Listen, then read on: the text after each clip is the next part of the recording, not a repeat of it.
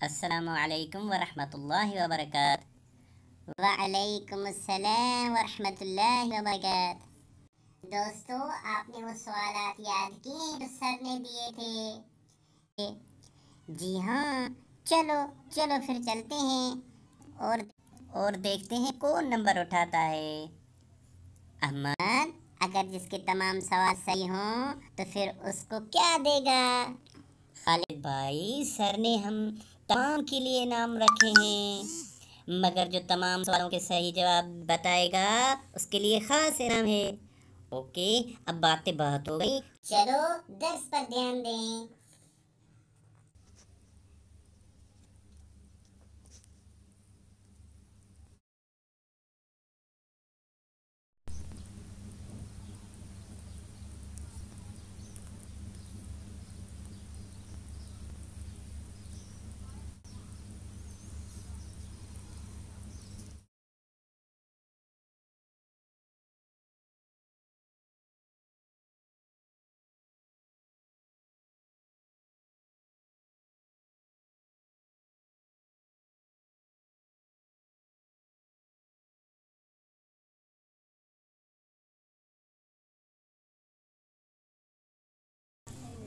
سر، السلام علیکم ورحمۃ اللہ وبرکاتہ۔ وعلیکم السلام ورحمۃ اللہ وبرکاتہ۔ بچوں، سوال یاد کر کے آئے ہو؟ جی سر جی۔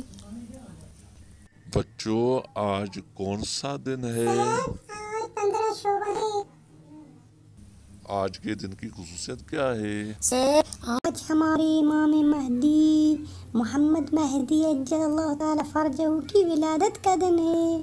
بچوں، روایات میں امام کے نام لینے کو منع کیا گیا ہے۔ ہم اس کا ذکر کیسے کریں؟ بچوں، جب بھی تم امام زمانہ جل اللہ تعالی فرجہ کا ذکر کرنا چاہو تو ان کے القاب کے ذریعے سے ذکر کرو۔